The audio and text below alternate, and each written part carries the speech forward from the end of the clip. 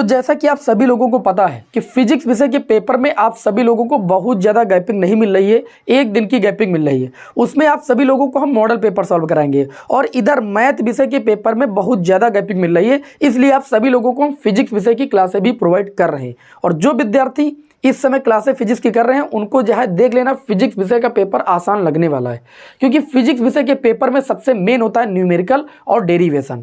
तो न्यूमेरिकल में बहुत सारे विद्यार्थियों को दिक्कत थी, इसीलिए मैंने पुनः आप सभी लोगों के लिए चैप्टर 1 से महत्वपूर्ण न्यूमेरिकल जो है बताना शुरू किया। कल जैसे आपका हिंदी विषय का पेपर हुआ, मैंने आप लोगों को न्यूमेरिकल की 2 क्लासें दी। एक वैद्युत आवेश तथा क्षेत्र चैप्टर के जितने भी चुने हुए महत्वपूर्ण न्यूमेरिकल थे उनको मैंने कराया, और दूसरी क्लास में मैंने आपको वैद्युत फ्लक्स तथा गॉस की प्रमेय के न्यूमेरिकल मैंने कराया। यहां पर वही न्यूमेरिकल उठा रहे हैं जो प्रीवियस ईयर के पेपर में पूछे गए हैं या बोर्ड एग्जाम में पूछे जाने की जिनकी संभावना बहुत अधिक है, इसलिए न्यूमेरिकल को भैया हल्के में ना लें। और इस क्लास में आप सभी लोगों को हम 2 चैप्टरों के न्यूमेरिकल कराने जा रहे हैं। एक आपका है ये स्थिर वैद्युत विभव तथा धारिता, ठीक है, और दूसरा आपका है ये क्या कहते हैं ओम का नियम, वैद्युत धारा तथा ओम का नियम।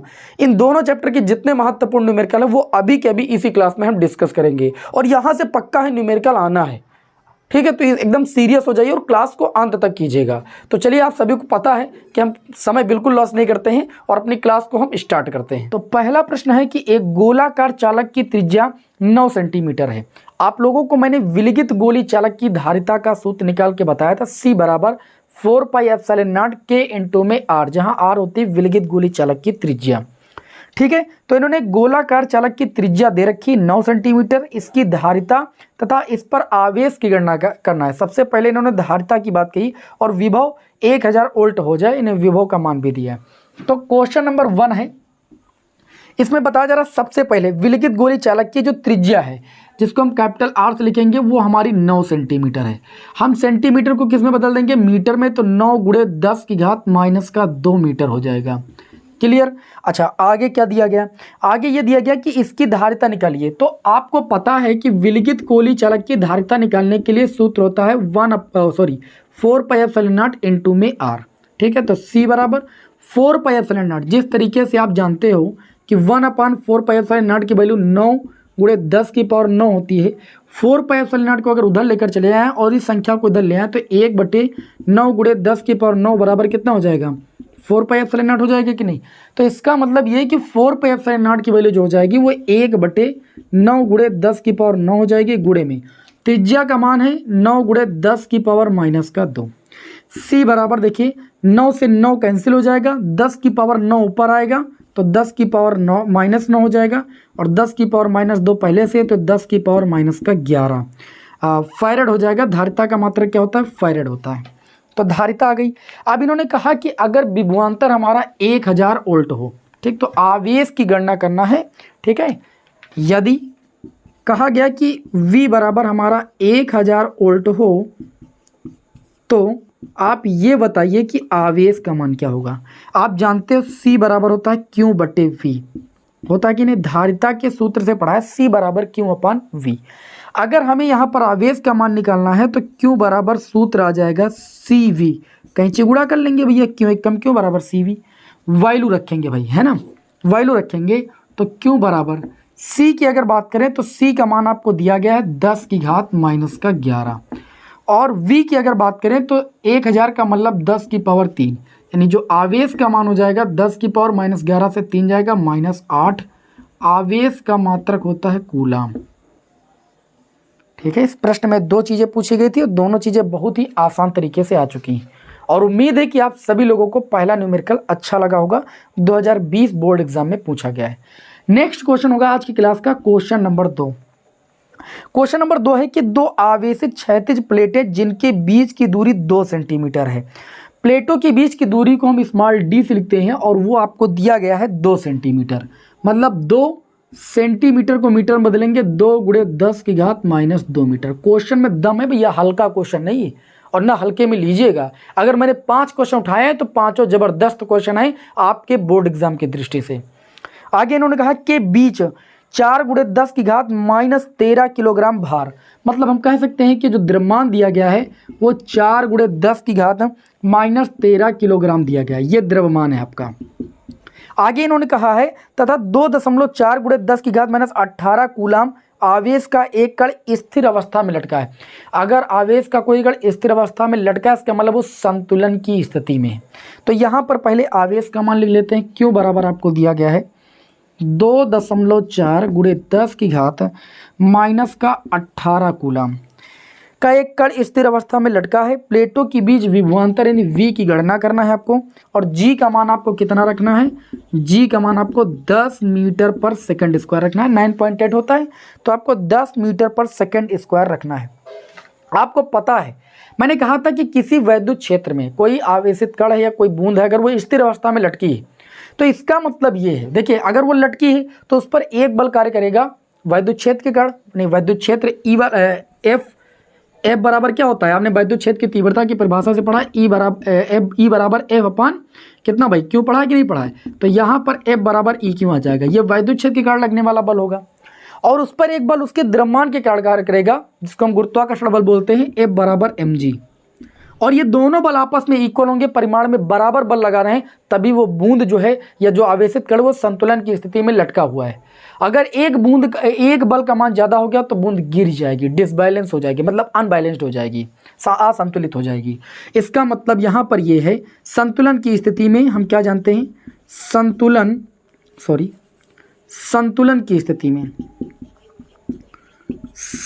की स्थिति में जो ये दोनों बल होते हैं वो आपस में बराबर होते हैं, यानी जो EQ का मान होता है वो आपका mg के बराबर होता है।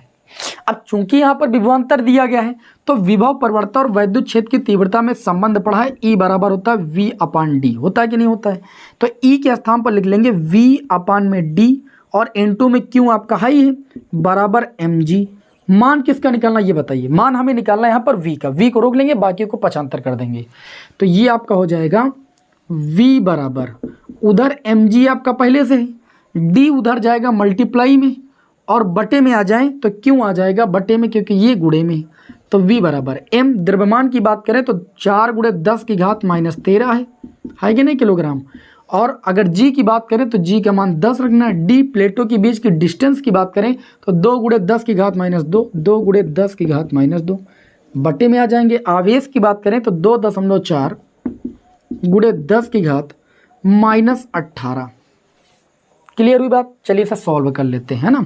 V बराबर देखिए इसको काटेंगे, ये पॉइंट हटा सकते हैं तो यहाँ 1 0 10 के पास बढ़ जाएगा, कहीं पर भी बढ़ा लीजिए आप काटोगे 4 1 कम 4 और 4 6 24, 2 1 कम 2 और 2 3 6, कुल मिला के ये आपका बचेगा 1/3 गुणे 10 की घात माइनस 13 माइनस 2 माइनस 15 हो जाएगा। इस 100 को लिख सकते हैं 10 की घात 2, इस 10 की घात माइनस 18 को ऊपर ले जाएंगे तो 10 की घात प्लस 18। संख्या को पास रखना है और जो 10 की घात वाले उनको पास करना है। तो 1/3 गुणे 10 की घात, आधार समान है तो 18 2 20 हो जाएगा, प्लस प्लस जुड़ जाएगा और प्लस 20 से माइनस 15 जाएगा, प्लस 5 बचेगा, इतने वोल्ट का विभवांतर आ जाएगा।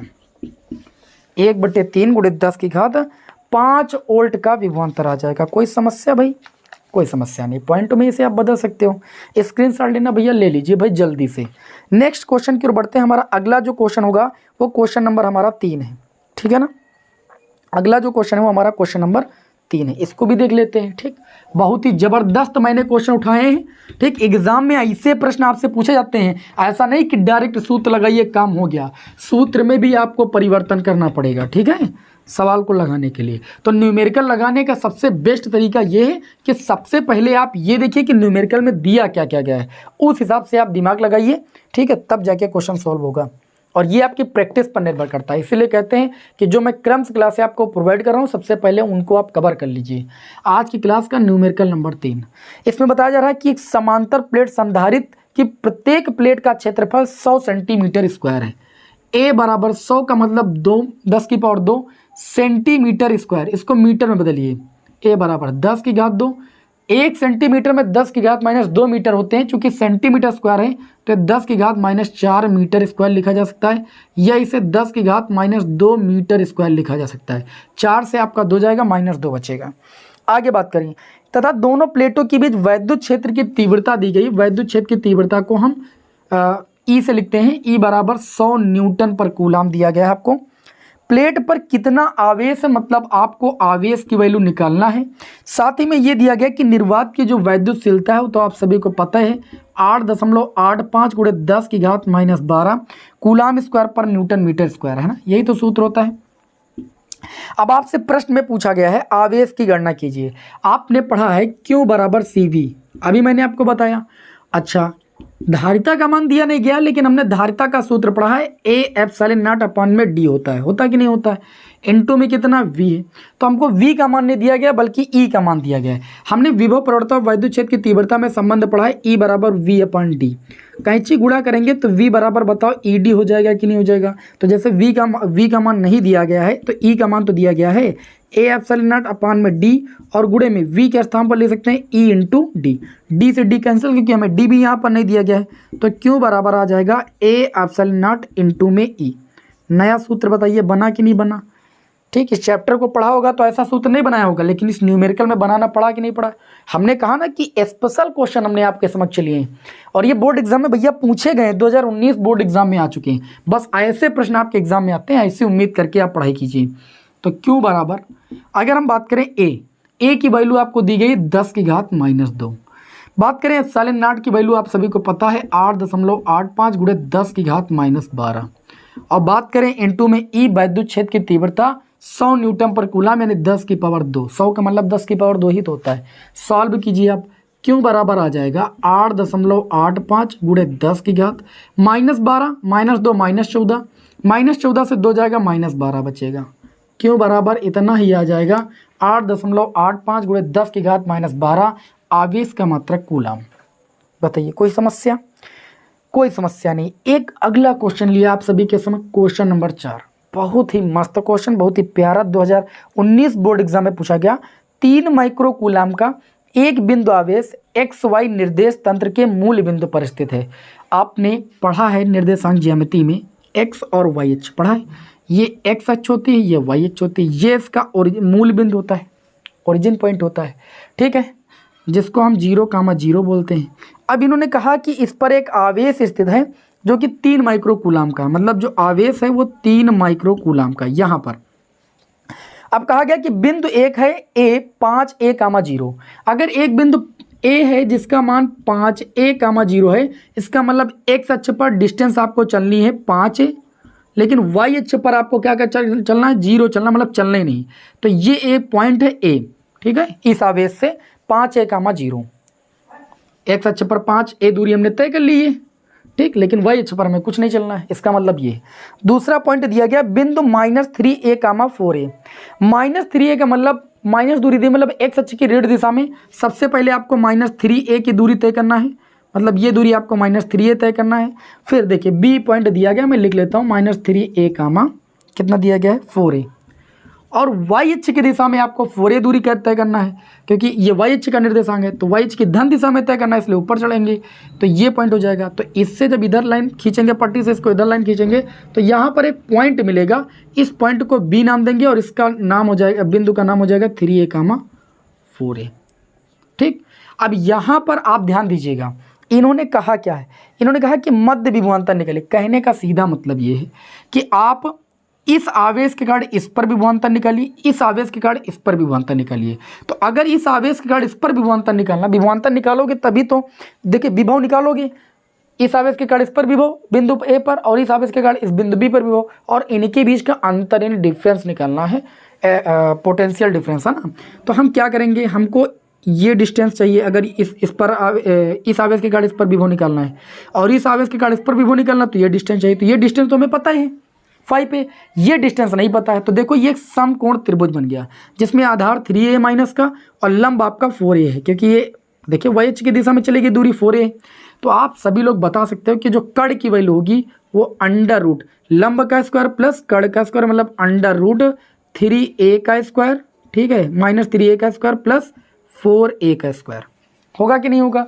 आप कह सकते हो ये डिस्टेंस आ जाएगी अंडर रूट 3A का स्क्वायर 9A स्क्वायर, 4A का square 16A square, under root 25A square 16 9, ठीक, और 25A स्क्वायर अंडर रूट से बाहर निकलेगा 5 ही आ जाएगा, मतलब ये डिस्टेंस भी 5A ही होगी। बात समझ में कि नहीं समझ में? तो जब हम इस आवेश के कारण इस पर आवेश विभव निकालेंगे, यानी VA का मान निकालेंगे। तो बिंदु आवेश के कारण वैद्युत विभव निकालना बताया है 1/4πε0। क्यों अपान में क्या होता है R, तो क्यों आवेश की बात करें तो 3 माइक्रो कूलम, ठीक है, वही है आपका 3 माइक्रो कूलम। चलिए 3 × 10⁻⁻6, और डिस्टेंस की बात करें तो 5 है। तथा VB निकालेंगे, यानी इस आवेश के कारण बिंदु B पर विभव निकालेंगे। तो ये हो जाएगा 1/4πε0, और आवेश इतने रहेगा 3 × 10⁻⁻6। इस आवेश से यहाँ तक की डिस्टेंस भी 5a है। तब हमको निकालना विभवांतर, डेल V बराबर मतलब इनका अंतर निकालना है दोनों विभवों का। तो दोनों सेम विभव हैं, सेम से सेम घटाएंगे तो 0 विभव आ जाएगा, यानी विभव का मान कितना हो जाएगा, 0 हो जाएगा भैया, 0 वोल्ट होगा विभवांतर। था क्वेश्चन जबरदस्त कि नहीं था? तो मैंने कहा बहुत ही प्यारे प्यारे क्वेश्चन आप सभी लोगों के लिए पुटअप किया मैंने। चलिए बढ़ते हैं नेक्स्ट क्वेश्चन की ओर, जो कि हमारी इस क्लास का भैया लास्ट क्वेश्चन होगा। नेक्स्ट क्लास में जो इस चैप्टर के और महत्वपूर्ण प्रश्न वो भी डिस्कस करेंगे, ठीक है। छोटी क्लास होनी चाहिए लेकिन जबरदस्त क्लास होनी चाहिए, क्यों? चलिए बढ़ते हैं नेक्स्ट क्वेश्चन की ओर। अगला जो क्वेश्चन होगा वो होगा आज की क्लास का क्वेश्चन नंबर 5। इसे रफ कर दें भाई। चलिए क्वेश्चन नंबर 5 को भी बेहतरीन तरीके से देख लेते हैं। क्वेश्चन नंबर 5, अगला जो क्वेश्चन है ये भी NCERT बुक का मैंने क्वेश्चन उठाया है कि 5 × 10 की घात, ध्यान दीजिएगा थोड़ा सा, 5 × 10 की घात -8 कूलम, 2 आवेश दिए गए हैं। एक आवेश दिया गया है 5 × 10 की घात -8 कूलम, और एक दूसरा बिंदु आवेश है Q2 बराबर दिया -3 × 10 की घात -8 कूलम। दोनों के बीच की जो दूरी है वो 16 सेंटीमीटर है, और दोनों आवेशों को मिलाने वाली रेखा के किस बिंदु पर वैद्युत विभव शून्य है। फिगर को समझते हैं। एक फिगर यहाँ पर बना रहे हैं, एक बिंदु आवेश यहाँ पर Q1 है और एक बिंदु आवेश यहाँ पर Q2 है, और दोनों की जो बीच की डिस्टेंस है वो 16 सेंटीमीटर है। क्लियर? और अगर बात करें यहाँ पर तो इन्होंने कहा कि इन दोनों आवेशों को मिलाने वाली रेखा के किस बिंदु पर वैद्युत विभव शून्य। मान लेते हैं यहाँ पर एक बिंदु है C, और बिंदु C पर इन दोनों आवेशों के कारण जो परिणामी वैद्युत विभव है शून्य है। इनका कहने का यही मतलब है कि जब आप इस आवेश के कारण इस C पर वैद्युत विभव निकालोगे और इस आवेश के कारण C पर वैद्युत विभव निकालोगे तो इनका परिणामी जो वैद्युत विभव आएगा वो C पर शून्य आएगा, ठीक है। और डिस्टेंस अगर 16 दी गई तो अगर यहाँ से डिस्टेंस हम x मान लें तो ये डिस्टेंस कितनी हो जाएगी, 16 - x। सभी को पता है क्यों, क्योंकि टोटल डिस्टेंस कितनी है 16। तो एक आवेश से अगर C तक की दूरी हम कितनी माने x, तो दूसरे आवेश से कितनी दूरी हो जाएगी 16 - x। तो कहने का यहाँ पर ये इनका मतलब है कि दोनों बिंदु आवेशों के कारण, जैसे इसको हम मान लें A, इसको मान लें B, तो कहने का मतलब है कि VA का मान जो होगा, यानी पहले आवेश के कारण C पर जो वैद्युत विभव होगा और दूसरे आवेश के कारण जो वैद्युत विभव होगा यानी VB, इन दोनों का परिणामी वैद्युत विभव शून्य है, क्योंकि इन दोनों का परिणामी C पर होगा। VA के कारण निकालेंगे 1/4πε0, आवेश का मान 5 × 10 की घात -8, डिस्टेंस की बात करें 16 - x, ये तो दिया है, बराबर प्लस VB का मान कितना दिया है, Q2 आवेश माइनस का है तो 1/4πε0 -3 × 10 की घात -8, और बटे में डिस्टेंस कितनी मानी x, ठीक। यहाँ पर 1/4π, अभी काटना नहीं है ना, क्या करेंगे, प्लस माइनस का मल्टीप्लाई करेंगे, माइनस उधर कितना है 0, तो माइनस उधर जाएगा तो प्लस का हो जाएगा, ये हो जाएगा 1/4πε0 5 × 10 की घात -8 बटे में 16 - x, ठीक। प्लस माइनस का गुणा माइनस, ये उधर चला जाएगा तो ये फिर प्लस का हो जाएगा 1/4πε0 3 × 10 की घात -8, और बटे में कितना हो जाएगा x। 1/4πε0 से 1/4πε0 कैंसिल, ठीक, और 10 की घात -8 से 10 की घात -8 कैंसिल, गुणा करेंगे तो इधर बचा आपका देखिए 5/16 - x, और इधर बचा 3/x, यही तो बचा, बाकी तो कुछ बचा नहीं।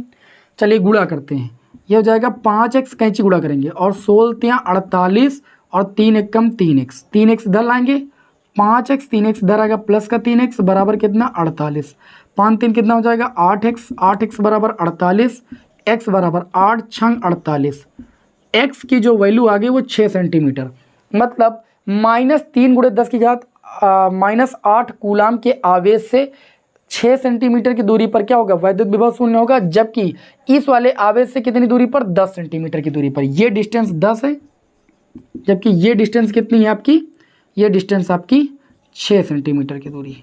आई बात समझ में? तो इस तरीके से आप सभी लोगों को क्वेश्चन सॉल्व करना है। तो चलिए भाई अगला क्वेश्चन देखते हैं। अगला क्वेश्चन बहुत ध्यान से देखिएगा, थोड़ा चित्र वाले क्वेश्चन आप सभी लोगों के समक्ष हम लेकर आए हैं। 9 पिकोफैरेड धारिता वाले 3 संधारित्रों को श्रेणी क्रम में जोड़ा गया है। देखिए 3 संधारित्र हैं, क्वेश्चन को बहुत ध्यान से समझिएगा। C1, C2 और C3, तीनों की जो धारिता है वो 9 माइक्रोफैरेड है, मतलब तीनों की धारिताएं समान है और इनको श्रेणी क्रम में जोड़ा गया है। समायोजन की तुल्य धारिता क्या है या कुल धारिता? तो श्रेणी क्रम में जो तुल्य धारिता का सूत्र होता है, श्रेणी क्रम संयोजन में, गलती नहीं कीजिएगा, श्रेणी क्रम संयोजन में तुल्य धारिता का सूत्र होता है 1/c equal to 1/c1 plus 1/c2 plus 1/c3। 1/c equal to 1/c1 की बात करें 9, C2 की बात करें 9, C3 की बात करें 9। हम क्या करेंगे, तीनों में एक हर ले लेंगे 9, ठीक, एक एक एक कितना हो जाएगा 3, 3 त्रिका कितना भाई 9, कैंची गुणा करेंगे तो C बराबर आ जाएगा 3 माइक्रोफैरेड। ठीक, तो जब 3 संधारित्रों को श्रेणी क्रम में जोड़ा जाएगा तो संयोजन की जो तुल्य धारिता आएगी वो कितनी आएगी, 3 माइक्रोफैरेड। अब इसी में आगे देखिए बोला गया है कि यदि इस समायोजन को 120 वोल्ट के संभरण सप्लाई से जोड़ दिया जाए तो प्रत्येक संधारित्र पर विभवांतर क्या होगा। देखिए अगर हम बात करें तो पूरे परिपथ की जो कुल धारिता आई है वो कितनी आई, 3 माइक्रोफैरेड, और टोटल जो विभवांतर दिया जा रहा है वो 120 वोल्ट का दिया जा रहा है, और तीनों संधारित्रों को श्रेणी क्रम में जोड़ा गया है। श्रेणी क्रम में आवेश का मान समान होता है, तो हम आवेश पहले निकाल लेते हैं। तो Q बराबर यहाँ पर सूत्र लगा देंगे CV, क्या लगा देंगे CV। तो हम कुल धारिता लेंगे 3 और कुल विभवांतर लेंगे 120, तो ये कुल आवेश कितना आ जाएगा, बारते हैं 36, 360 माइक्रो कूलाम का आवेश आ जाएगा। ये आवेश प्रत्येक संधारित्र पर होगा क्योंकि संधारित्र श्रेणी क्रम में जुड़े, श्रेणी क्रम में आवेश का मान समान होता है। ठीक, अब तुमको प्रत्येक संधारित्र पर विभवांतर निकालना है। तो पहले संधारित्र पर जो विभवांतर होगा वो कितना होगा, पहले संधारित्र का विभव, ठीक, इसको नाम दे देते हैं V1। तो V1 बराबर सूत्र क्या लगता है, आप चीज बताइए। सूत्र देखिए C बराबर, ये पढ़े Q बराबर CV, Q बराबर सभी विद्यार्थी पढ़े CV। तो अगर V निकालेंगे तो कितना आ जाएगा, Q/C, C बट्टे में चलाएगा।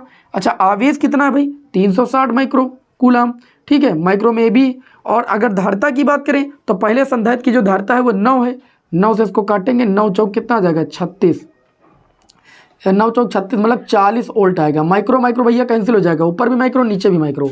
ठीक, तो इस तरीके से पहले संधारित्र पर जो विभवांतर आएगा 40 वोल्ट। इसी प्रकार दूसरे पर भी निकालेंगे तो आवेश तो भैया तीनों का सेम है, ठीक, धारिता भी तीनों की सेम है, तो हम फिर इसको वही 360/9 करेंगे, 40 वोल्ट इसकी भी आ जाएगी। तीसरे संधारित्र पर जो विभवांतर निकालेंगे वो भी आपका 40 वोल्ट आएगा क्योंकि यहाँ पर धारिताएं समान हैं और तीनों संधारित्र श्रेणी क्रम में आवेश का मान समान होता है। तो गलती नहीं कीजिएगा, तीनों पर 40 वोल्टेज का क्या होगा भैया, विभवांतर होगा। चलिए भाई अगले क्वेश्चन की ओर बढ़ते हैं। अगला क्वेश्चन इससे भी जबरदस्त लेंगे, है ना, न्यूमेरिकल बहुत इंपॉर्टेंट ले रहे हैं भैया जो आपके एग्जाम की दृष्टि से हों। आगे बढ़ते हैं, यहाँ पर देखिए अगला जो क्वेश्चन है इसका फिगर बना हुआ है, बहुत ध्यान से समझिएगा।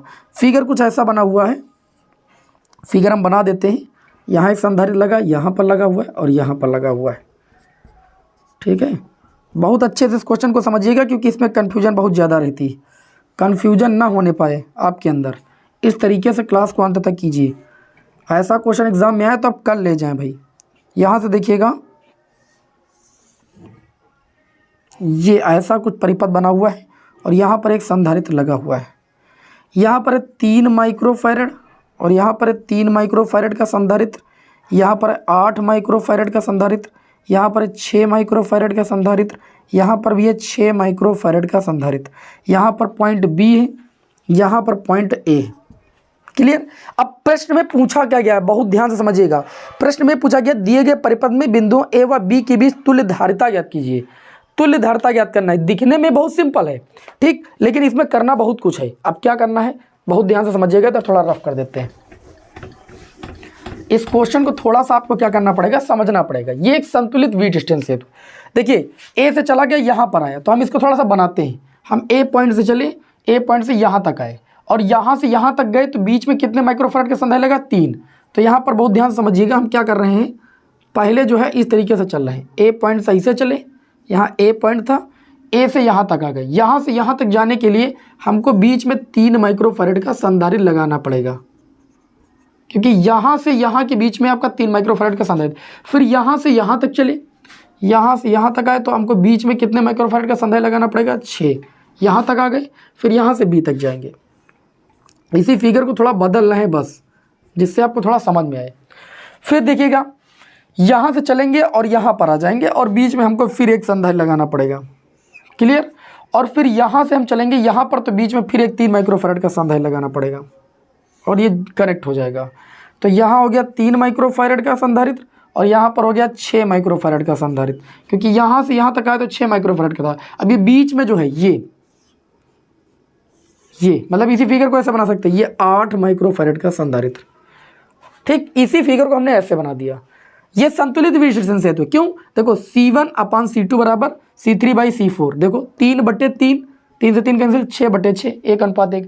इनके संगत भुजाओं के धारिताओं का अनुपात बराबर है। लिखेंगे चूंकि यह एक संतुलित विडिस्टेंस सेतु है, संतुलित विडिस्टेंस सेतु है। देखिए संतुलित विडिस्टेंस सेतु की स्थिति में होता क्या है, होता ये कि जो बीच वाला धारिता हो या प्रतिरोध हो, उसमें धारा का मान नहीं, मतलब धारा नहीं बहती है, उसको नहीं लिया जाता है। तो यहाँ पर चूंकि तुल्य धारिता की बात हुई, तो तुल्य धारिता के लिए हमको ABCD के बीच निकालना है। इसको ऐसे पकड़ के भी खींचेंगे थोड़ा सा, इसमें देखिए धारा बहेगी नहीं तो इसको लेना नहीं। जब ऐसे खींचेंगे तो ये दोनों ऊपर एक लाइन में आ जाएंगे, मतलब श्रेणी क्रम में। तो लिखेंगे 3 माइक्रोफैराड व 6 माइक्रोफैराड को श्रेणी क्रम में लेने पर, श्रेणी क्रम में लेने पर। और भैया जब हम श्रेणी क्रम में लेंगे तो आपको पता है 2 संधारित्रों को जब श्रेणी क्रम में जोड़ा जाता है तो तुल्य प्रतिरोध का सूत्र क्या होता है? तो श्रेणी क्रम का सूत्र होता है 1/C बराबर 1/C1, C1 के स्थान पर 3, 1/C2, C2 के स्थान पर 6। एलसीएम ले लेंगे 6, ऊपर नीचे 2 से गुणा कर लेंगे जिससे हर बराबर हो जाए। 2 1 कम 2 1 कितना हो जाएगा? 3, 3 1 कम 3, 3 दूनी 6। 1/C बराबर आ गया 1/2, कैंची गुणा करने पर C बराबर हो जाएगा 2 माइक्रोफैराड। क्या हो जाएगा? 2 माइक्रोफैराड। अब ऊपर वाले का 2 तुल्य हमने निकाला तो 2 आया, अगर नीचे वाले का 2 नहीं आएगा, इसी प्रकार जब 3 माइक्रोफैराड 6 माइक्रोफैराड को इसको श्रेणी क्रम में लेंगे तो यहाँ पर भी जो है धारिता आएगी वो कितनी आएगी? 2 माइक्रोफैराड ही आएगी। इसको C' नाम दे दीजिए, इसको C" नाम दे दीजिए।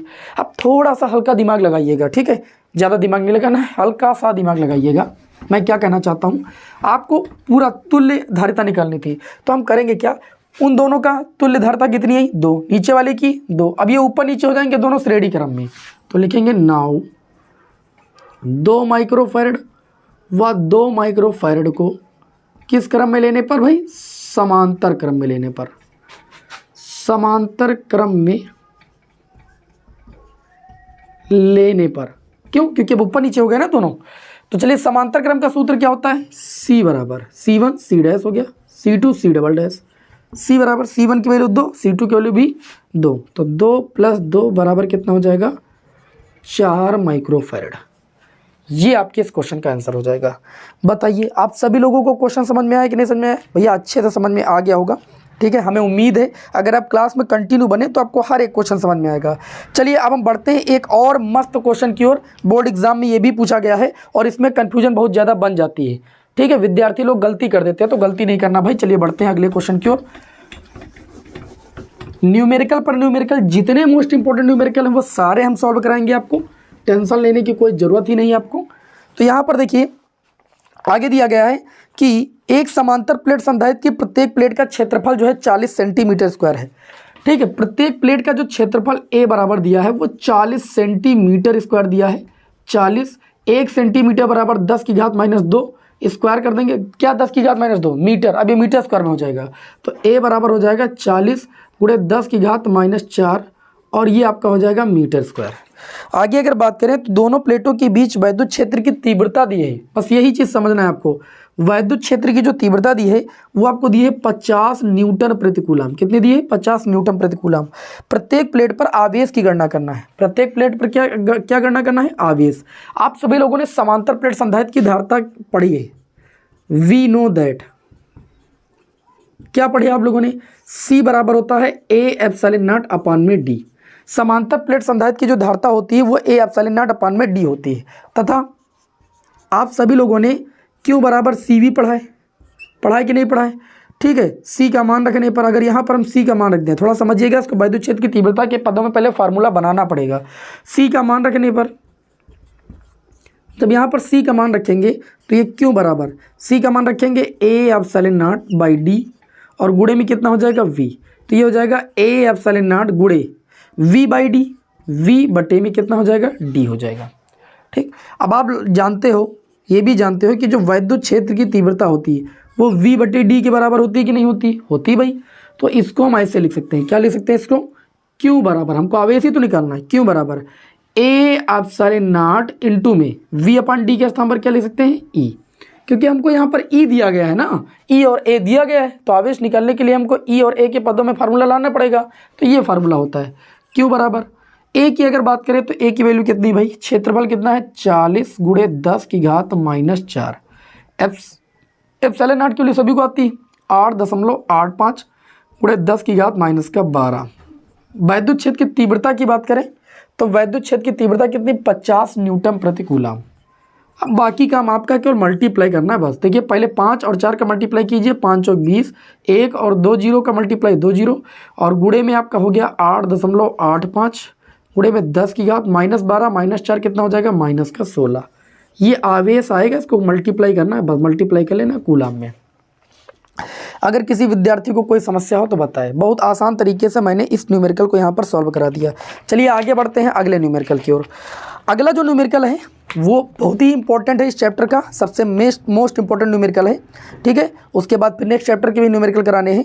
धातु के दो गोलों के व्यास दिए गए हैं, धातु के दो गोलों के व्यास दिए गए हैं। पहले गोले का व्यास 6 सेंटीमीटर दिया गया है, अगला क्वेश्चन है, मतलब D1 बराबर 6 सेंटीमीटर दिया गया है। तो यहाँ से हम कह सकते हैं कि जो रेडियस हो जाएगी वो कितनी हो जाएगी 3 सेंटीमीटर हो जाएगी। आगे बात करें, और दूसरे गोले का जो व्यास दिया है, दूसरे गोले का जो डायमीटर दिया है वो 4 सेंटीमीटर दिया है, तो हम कह सकते हैं कि जो रेडियस हो जाएगी वो आपकी कितनी हो जाएगी 2 सेंटीमीटर हो जाएगी। ठीक, आगे दिया है इन्हें समान विभव तक आवेशित किया गया है, मतलब इनका जो विभव है वो समान विभव तक आवेशित किया गया है। अब ये कह रहे हैं गोलों के पृष्ठ घनत्वों का अनुपात ज्ञात कीजिए, गोलों के पृष्ठ घनत्वों का अनुपात निकालना है, अर्थात σ1 बटे σ2 का मान निकालना है। हम जानते हैं कि जो पृष्ठ घनत्व होता है वो क्या होता है Q/A, प्रति एकांक क्षेत्रफल पर वितरित आवेश की मात्रा को हम क्या कहते हैं भैया, हम आवेश का पृष्ठ घनत्व कहते हैं। लेकिन यहाँ गोला है ना, तो गोले का जो क्षेत्रफल होता है, यहाँ पर ध्यान दीजिएगा, इन्होंने प्रश्न में क्या पूछा भाई, इन्होंने प्रश्न में पूछा कि पृष्ठ घनत्वों का अनुपात निकालना है। ठीक है, तो एक चीज़ का थोड़ा सा ख्याल रखिएगा, पृष्ठ घनत्वों का अनुपात निकालना है तो इसमें त्रिज्या दी गई है और विभव आपको समान दिखाया गया है। ठीक है, तो चलिए भाई आगे देखते हैं। विभव समान है मतलब वो भी आपको लेकर चलना पड़ेगा, V1 बराबर V2, बहुत ध्यान से समझिएगा।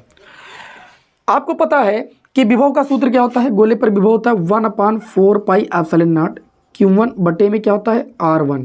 ठीक है, बराबर 1/4 पाई एप्सिलॉन नॉट, दूसरे गोले पर आवेश हो गया Q2 और त्रिज्या हो गई R2। ठीक है, तो यहाँ से 1/4 पाई एप्सिलॉन नॉट से 1/4 पाई एप्सिलॉन नॉट कैंसिल होगा कि नहीं, तो यहाँ से आपका आ जाएगा Q1 बटे में Q2 बराबर R1 उधर चला जाएगा R1 बटे R2। एक रिलेशन यहाँ से निकल के आया, क्योंकि आवेश नहीं दिया गया है ना, तो आवेश की भी जरूरत पड़ेगी। तो यहाँ पर हम करेंगे क्या, जब हम यहाँ Q1 रखेंगे, यहाँ Q2 रखेंगे, यहाँ A1 रखेंगे, यहाँ A2 रखेंगे, तो ये आपका हो जाएगा Q1 बटे में क्षेत्रफल, चूंकि गोला है, गोले का क्षेत्रफल क्या होता है 4 पाई R², तो R1² हो जाएगा।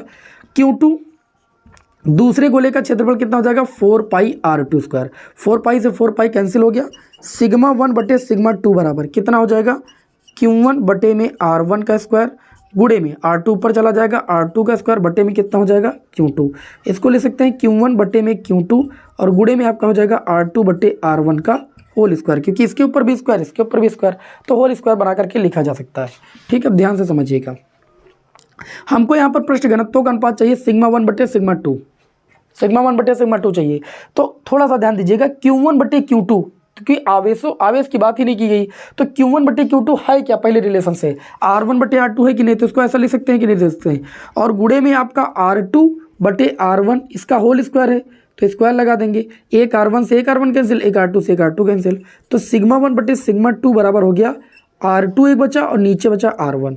R2 की अगर बात करें तो देखो पहले त्रिज्या 3 और दोबारा त्रिज्या 2, तो R2 का मान रखेंगे 3 और R1 का मान रखेंगे 2, तो पृष्ठ घनत्व का अनुपात कितना आ जाएगा 3:2। कितना आ जाएगा भैया 3:2। ये आपके इस क्वेश्चन का राइट आंसर हो गया।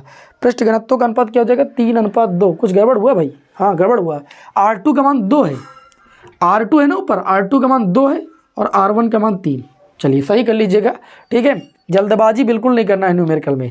हमें उम्मीद है कि आप लोगों को वैद्युत विभव और धारिता के महत्वपूर्ण न्यूमेरिकल समझ में आए होंगे। अब चलिए आप लोगों को आगे वैद्युत धारा और ओम के नियम के महत्वपूर्ण न्यूमेरिकल करा देते हैं। इसका स्क्रीनशॉट लीजिए, इसको रफ कर देते हैं। तो अगला न्यूमेरिकल आप सभी लोगों की स्क्रीन पर, इसमें यह बोला जा रहा है कि 5 एम्पीयर की धारा तार से प्रवाहित हो रही है। प्रति मिनट तार के अनुप्रस्थ काट के क्षेत्रफल से गुजरने वाले इलेक्ट्रॉनों की संख्या कितनी होगी। ये आपके यूपी बोर्ड मॉडल प्रश्न पत्र में प्रश्न है, जो यूपी बोर्ड द्वारा जारी किया गया मॉडल प्रश्न पत्र है, उसमें ये प्रश्न आपको मिलेगा देखने को। तो जो सबसे पहले दिया जाए उसे नोट कीजिए। 5 एम्पीयर की धारा है, आई बराबर लिखो 5 एम्पीयर की धारा। आगे प्रश्न में कहा जा रहा है कि तार से प्रति मिनट का मतलब टी बराबर आपको 1 मिनट दिया गया है। 1 मिनट बराबर कितने सेकंड होते हैं, तो आप कहेंगे 60 सेकंड होते हैं। आगे बात करें यहाँ पर, प्रति मिनट अनुप्रस्थ काट के क्षेत्रफल से गुजरने वाले इलेक्ट्रॉनों की संख्या कितनी होगी, मतलब नंबर ऑफ इलेक्ट्रॉन निकालना है। तो Q बराबर सभी लोग जानते हो क्या होता है, Ne, और Q बराबर आप लोगों ने IT भी पढ़ा, तो IT बराबर Ne हो जाएगा। N निकालना होगा तो इसे लिख सकते हैं IT बटे में E। N तो निकालना है, नंबर ऑफ इलेक्ट्रॉन। I का मान कितना है 5 एम्पियर, समय का मान कितना 60 सेकंड, और E होता है इलेक्ट्रॉन पर आवेश 1.6 × 10 की घात -19। बस आपको सॉल्व कर लेना, पॉइंट हटाना, 0 बढ़ा देना, ठीक है। N बराबर 6 पंचे 30 हो जाएगा, ये 3000 हो जाएगा, बटे में 16 × 10 की घात -19। आप क्या करना, केवल इसे सॉल्व कर लेना, नंबर ऑफ इलेक्ट्रॉन आ जाएंगे। ओके, इतना तो कर ही सकते हो। आगे बढ़ते हैं अगले क्वेश्चन की ओर। इस चैप्टर के भी बहुत महत्वपूर्ण प्रश्न आप सभी के समक्ष हम ले रहे हैं, बिल्कुल भी हल्के में नहीं लीजिएगा। अगर क्वेश्चन आएंगे तो इस चैप्टर के यही आएंगे, ठीक है, इसी टाइप के आएंगे, इससे अलग नहीं आएंगे। आगे दिया है एक तार के अनुप्रस्थ काट का क्षेत्रफल, एक तार के अनुप्रस्थ काट का क्षेत्रफल जिसको ए से लिखते हैं, अनुप्रस्थ काट का क्षेत्रफल दिया है 1 × 10 की घात -2 मीटर स्क्वायर, ठीक है। तथा तार में मुक्त इलेक्ट्रॉनों की संख्या, मुक्त इलेक्ट्रॉनों की संख्या को n से लिखते हैं। मुक्त इलेक्ट्रॉनों की संख्या कितनी दी गई है, 2 × 10 की घात कितना दिया गया है 25, 2 × 10 की घात 25 प्रति मीटर स्क्वायर दिया गया है। आगे कहा जाए तार में 3.2 एम्पियर की वैद्युत धारा प्रवाहित हो रही है। आई बराबर आपको दिया गया है कि 3.2 एम्पियर की धारा जो है प्रवाहित हो रही है। आगे प्रश्न में कहा जा रहा है कि ज्ञात कीजिए तार में धारा घनत्व। तार में धारा घनत्व को J से प्रदर्शित करते हैं। J बराबर क्या होता है I/A, सभी लोग जानते हैं J बराबर क्या होता है I/A। धारा की बात करें 3.2, A की बात करें क्षेत्रफल दिया गया 10 की घात -2, इसको ऊपर ले जाएंगे 3.2, 10 की घात 2 ऊपर जाएगा, 10 की घात +2 हो जाएगा, ये आ जाएगा 320। क्या आ जाएगा 320 ही तो आएगा, 3.2 ये 10 की घात 2 ऊपर गुणा करेंगे तो 320 आएगा। धारा का मात्रक एम्पियर और क्षेत्रफल का मात्रक मीटर, तो एम्पियर प्रति क्या हो जाएगा मीटर स्क्वायर, ये धारा घनत्व का सूत्र होता है, मात्रक होता है। अच्छा नंबर तो इसमें कुछ और भी पूछा गया है, और क्या पूछा गया है, अनुगमन वेग ज्ञात कीजिए।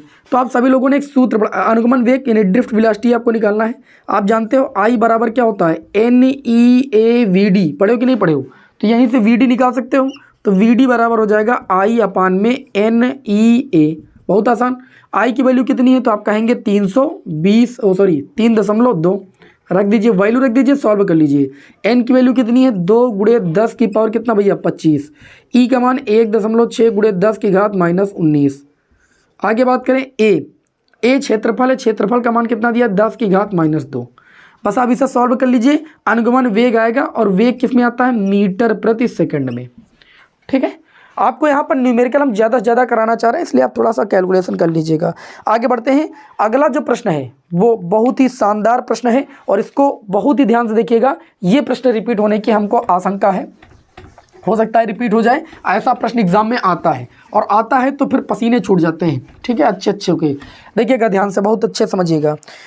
लिखा है कि एक ही धातु के 3 तारों की लंबाइयों और द्रव्यमानों का अनुपात दिया गया है। देखिए लंबाइयों का अनुपात दिया है L1:L2:L3, ठीक है। इस प्रश्न को बहुत अच्छे समझिएगा। लंबाइयों का अनुपात दिया गया 3:2:1। साथ ही में इनके द्रव्यमानों का अनुपात दिया है M1:M2:M3। इनके द्रव्यमानों का अनुपात दिया है 1:2:3। ये इनके द्रव्यमानों का अनुपात दिया है। अब प्रश्न में ये कहा जा रहा है कि इन तारों के प्रतिरोधों का अनुपात ज्ञात कीजिए। प्रतिरोधों का अनुपात चाहिए हमें R1:R2:R3, ये निकालना भाई। विद्यार्थी लोग महा कंफ्यूज रहते हैं, तो इस प्रश्न को अच्छे से समझिए। आप सभी लोगों ने पढ़ा है कि R बराबर होता है रो एल अपान में क्या होता है ए, होता है कि नहीं होता है। तो अगर यहाँ पर बहुत ध्यान समझिएगा, रो बराबर होता है R बराबर होता है रो एल अपान में ए होता है। और आप सभी लोग जानते हैं जो आयतन होता है, तार का जो आयतन होता है, तार का आयतन V बराबर होता है pi R square L, pi R square L ही तो होता है। तो यहाँ से अगर देखें तो इसको ऐसे लिख सकते हैं V बराबर पाई आर स्क्वायर क्षेत्रफल, इसके स्थान पर ए लिख सकते हैं, बाकी एल लिख सकते हैं। अगर यहाँ पर हम क्या निकालें, क्षेत्रफल का मान निकालें, तो क्षेत्रफल बराबर आ जाएगा V अपान में एल, एल बट्टे में चला जाएगा कि नहीं चला जाएगा। अब ध्यान से मेरी बात को समझिएगा, मैं क्या कहना चाहता हूँ आपसे, मैं आपसे यही चीज़ कहना चाहता हूँ कि ए बराबर आ गया V अपान एल। आप लोगों ने ये भी पढ़ा है कि जो आयतन होता है घनत्व डी बराबर होता है द्रव्यमान बटे में आयतन, पढ़े हो कि नहीं पढ़े हो। तो अगर यहाँ से हम V का मान निकालेंगे तो V बराबर आ जाएगा m बटे में डी, V इधर आ गया, डी इधर आ गया।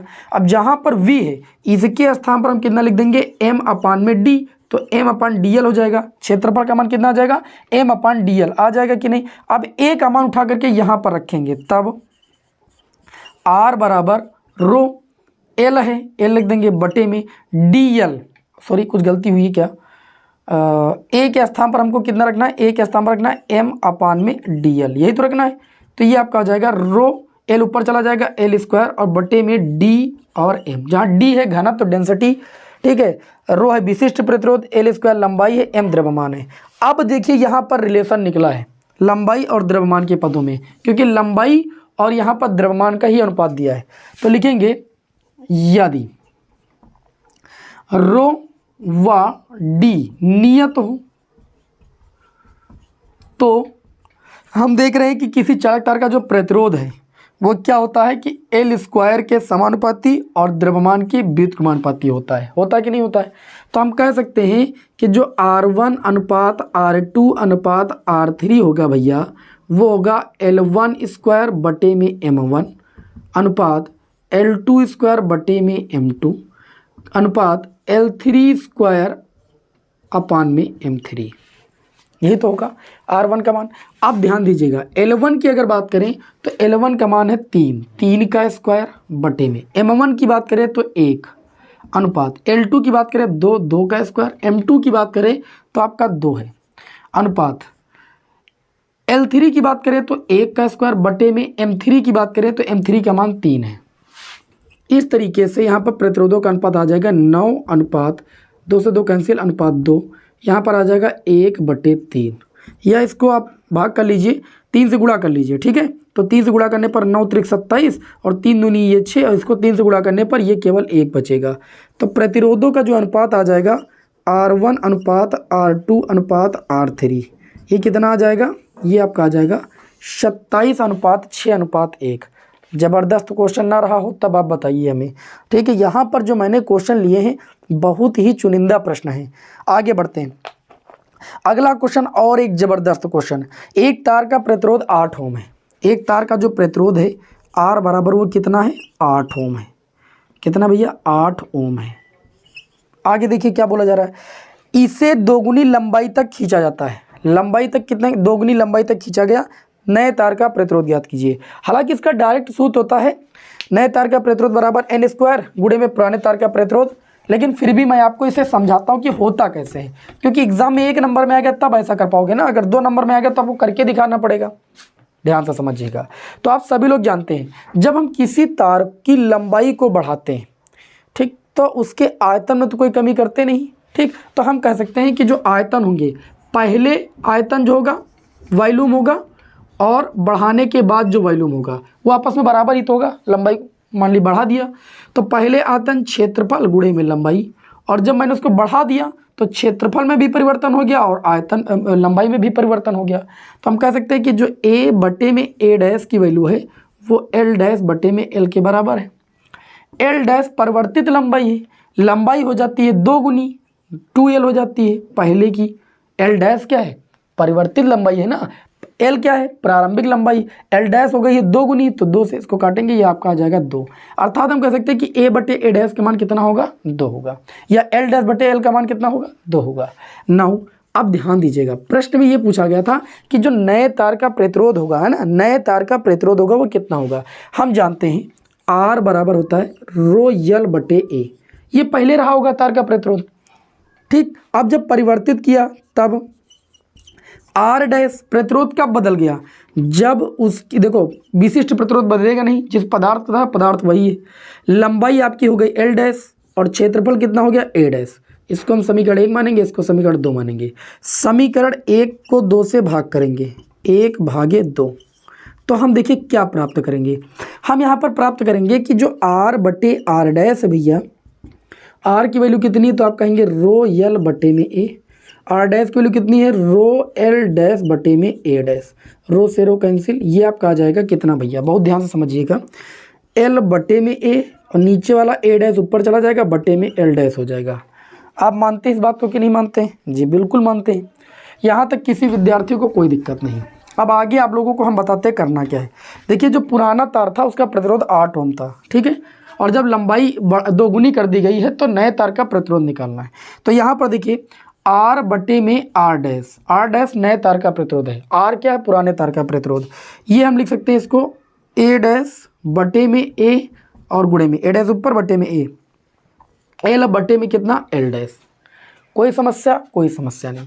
तो यहाँ पर देखिए पुराने तार का प्रतिरोध 8 ओम था, नए तार का प्रतिरोध निकालना है A डैश बटे A। आप बहुत ध्यान से थोड़ा सा समझिएगा, गलती बिल्कुल नहीं कीजिएगा। L डैश बटे में L, तो हम थोड़ा सा इसको चेंज कर लेते हैं। जैसे A बटे A डैश का मान 2 है तो A डैश बटे A का मान कितना हो जाएगा 1/2 हो जाएगा, कोई दिक्कत वाली बात नहीं। अच्छा देखिए L डैश बटे L की वैल्यू 2 है तो L बटे L डैश की वैल्यू हो जाएगी 1/2, हो जाएगी कि नहीं। तो यहाँ से हो जाएगा 8 बटे में R डैश बराबर 1/4, गुणा करेंगे तो R डैश बराबर 8 चौक कितना हो जाएगा 32 ओम। ये आपके इस प्रश्न का आंसर हो जाएगा। आप डायरेक्ट लगाते तो नए तार का प्रतिरोध R डैश बराबर n स्क्वायर, जितने गुना किया जाए उसका स्क्वायर कर दीजिए और गुणे में पुराने तार का प्रतिरोध, तो 2 गुना किया गया था तो आप इसको डायरेक्ट भी लगा सकते हो, तो 2 का स्क्वायर और गुणे पुराने तार का प्रतिरोध 8, तो 2 का स्क्वायर 4 और गुणे में 8 चौक कितना आ जाता है 32।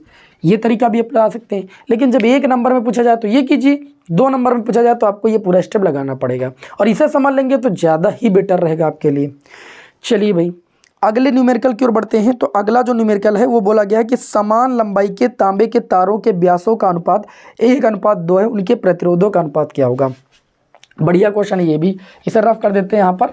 और हम देखिए न्यूमेरिकल में रुक नहीं रहे, ठीक है, रुकेंगे तो भैया समय फालतू में लॉस होगा और हम समय लॉस करना चाहते नहीं। ये आप सभी लोगों को पता है कि हम समय किसी भी प्रकार का लॉस करना चाहते ही नहीं। देखिए यहाँ पर अगला जो न्यूमेरिकल है, समान लंबाई के तांबे के 2 तारों के व्यास दिए गए हैं। समान लंबाई के मतलब हम ये कह सकते हैं कि यहाँ पर जो लंबाई है वो समान है, ठीक है, L1 बराबर L2 है, मान लेते हैं L है, ठीक है। अगला न्यूमेरिकल, तो समान लंबाई के तांबों के तारों के व्यास दिए गए हैं, व्यास के अनुपात दिए गए हैं, मतलब ये मान लीजिए D1 अनुपात D2 का मान दिया गया है 1:2 यानी 1/2। उनके प्रतिरोधों का अनुपात निकालना, मतलब हमको R1 अनुपात R2 का मान निकालना है, ये चीज़ यहाँ पर निकालना है। आप लोग जानते हो कि R बराबर अभी मैंने बताया कि रो यल अपान में ओ होता है, बताइए कोई दिक्कत। और आप सभी लोग ये भी जानते हो कि रो यल बटे में तार का जो क्षेत्रफल होता है वो पाई R स्क्वायर होता है, किसी को कोई विद्यार्थी को कोई दिक्कत नहीं। अच्छा एक चीज़ बताना, बहुत ध्यान से समझना, अगर व्यासों का अनुपात 1:2 है तो क्या हम इसे ये भी लिख सकते हैं कि त्रिज्याओं का अनुपात भी 1:2 ही होगा। जी बिल्कुल होगा, कोई दिक्कत नहीं। व्यास की आधी तो त्रिज्या होगी और आधी आधी करोगे तो कट ही जाएगा, तो त्रिज्याओं का अनुपात भी ऐसा बोल सकते हैं। तो ये R1/R2 पूछे कि R1/R2 क्या होगा। ठीक, देखिए इसको ऐसा लिख सकते हैं, इसको लिख सकते हैं रो L अपान में, समझते जाइएगा, पाई, इस R को कितना लिख सकते हैं, व्यास का आधा, व्यास के आधी तो त्रिज्या होती है, इसका स्क्वायर कर दिया। तो इस तरीके से R बराबर आ गया रो यल बटे में पाई, ठीक, और ये आपका हो जाएगा D स्क्वायर और 2 ऊपर चला जाएगा, 2 का स्क्वायर कितना हो जाएगा 4, यही तो होगा। तो हम ये कह सकते हैं कि ये आपका हो जाएगा रो यल अपान में पाई और गुणे में 4 अपान में D स्क्वायर। तो हमको प्रतिरोधों का अनुपात चाहिए, तो R1 का मान ये हो जाएगा, ये हो जाएगा D1, ये हो जाएगा नियत, देखिए लंबाई दोनों की बराबर है, ठीक। तो R2 का मान कितना हो जाएगा, आप कह सकते हैं रो L लंबाई बराबर है 4 अपान में कितना हो जाएगा पाई D2 स्क्वायर, यही तो होगा। अब दोनों को कर देंगे भाग, इसको मानेंगे समीकरण 1 और इसको मानेंगे समीकरण 2। समीकरण 1 को 2 से भाग करने पर, जो विद्यार्थी देखिए ध्यान से देख रहे होंगे वो मेरी बात को समझ पा रहे होंगे। यहाँ पर क्वेश्चन हम इतनी आसान नहीं ले रहे जितनी आसान आप समझ रहे हैं। यही क्वेश्चन तो एग्जाम में आपको घुमाएंगे भाई। देखिए R1/R2 हमें चाहिए था, तो R1/R2 बराबर क्या हो जाएगा, जब भाग करेंगे तो देखिए रो से रो दोनों कैंसिल हो जाएगा, ऊपर नीचे L से L भी कैंसिल हो जाएगा, 4 से 4 भी कैंसिल हो जाएगा, पाई से पाई भी कैंसिल हो जाएगा। ऊपर आपका बचेगा क्या, ऊपर बचेगा 1 बटे कितना बचेगा भाई D1 स्क्वायर, और नीचे बचेगा 1 बटे D2 स्क्वायर, यही तो बचेगा। अब इसको लिख सकते हैं R1/R2 बराबर D2/D1, क्योंकि D2 ऊपर चला जाएगा, D1 नीचे जाके स्क्वायर हो जाएगा। प्रतिरोधों का अनुपात चाहिए R1/R2। देखिए यहाँ पर D1/D2 बराबर 1/2 है, तो D2/D1 कितना होगा, तो आप कह सकते हैं 2/1 होगा। ठीक, इसका स्क्वायर कर दीजिए, R1/R2 बराबर आ जाएगा 2 का स्क्वायर 4/1, अर्थात प्रतिरोधों का जो अनुपात आएगा वो 4:1 आएगा। बात समझ में आई कि नहीं समझ में आई, अच्छे से समझ में आ गई होगी। अब एक क्वेश्चन और लेते हैं, एग्जाम में कई बार आता है और विद्यार्थी इस सरल क्वेश्चन को गलत कर देते हैं, पता नहीं कैसे। देखिए लिखा 2 बल्ब हैं, आप कोई भी बल्ब लाकर देख लीजिए, LED वाला बल्ब होगा उस पर भी ऐसा लिखा मिलेगा, ऐसे लिखा मिलेगा 60 वाट, फिर डैश लिखा होगा 220 वोल्ट। फिर दूसरा बल्ब है जिस पर लिखा है 40 वाट 220 वोल्ट, को 220 वोल्ट के मेंस से श्रेणी क्रम में जोड़ा गया है। बल्बों की कुल शक्ति ज्ञात कीजिए। श्रेणी क्रम में जोड़ने पर जो शक्ति का सूत्र होता है, जैसे तुल्य प्रतिरोध का होता है वैसे तुल्य शक्ति का सूत्र होता है 1/P बराबर पहले बल्ब की शक्ति का व्युत्क्रम और दूसरे बल्ब की शक्ति का व्युत्क्रम। बाकी किसी चीज़ से नहीं लेना है, क्योंकि श्रेणी क्रम में यहाँ पर आप देख सकते हो वोल्टेज यहाँ पर समान है। यहाँ पर देखिए 1/P बराबर 1/P1 की बात करें 60, 1/P2 की बात करें, क्षमता यही तो होती है, W का मतलब वाट, और 40। चलिए इसे सॉल्व कर लेते हैं। 1/P बराबर 40 और 60, LCM ले लीजिए आप इसका 120, 60 दूनी 120, 40 23, 1/P बराबर 5/120, तो क्षमता निकालेंगे तो 120/5, 5 दूनी 10, 5 चौक 20, 24 वाट आ जाएगी। कितनी आ जाएगी, 24 वाट आ जाएगी। इस तरीके से मैंने आप लोगों को यहाँ पर स्थिर वैद्युत विभव धारिता के वैद्युत धारा और जो है ओम के नियम, इस चैप्टर के जितने महत्वपूर्ण न्यूमेरिकल थे सॉल्व करा दिए। आगे आप लोगों को हम नेक्स्ट क्लास में जो है गतिमान आवेश वगैरह जो आपका है और वी डिस्टेंस सेतु पर आधारित किरचॉफ के नियम वाला चैप्टर है, इस पर आधारित न्यूमेरिकल आपको सॉल्व कराएंगे। 2 क्लासें और देंगे, बस फर्स्ट पेपर के सारे न्यूमेरिकल आपके खत्म हो जाएंगे। और सेकंड पेपर के भैया तो न्यूमेरिकल मैंने आपको करा रखे हैं, ठीक है, तो बार बार मत कराइए आप, वो बहुत इंपॉर्टेंट न्यूमेरिकल है, उन्हीं को कर लीजिए बस। चलिए भाई, नेक्स्ट क्लास में आप सभी को हम मिलते हैं। बेस्ट ऑफ लक आप सभी लोगों को। जय हिंद, वंदे मातरम।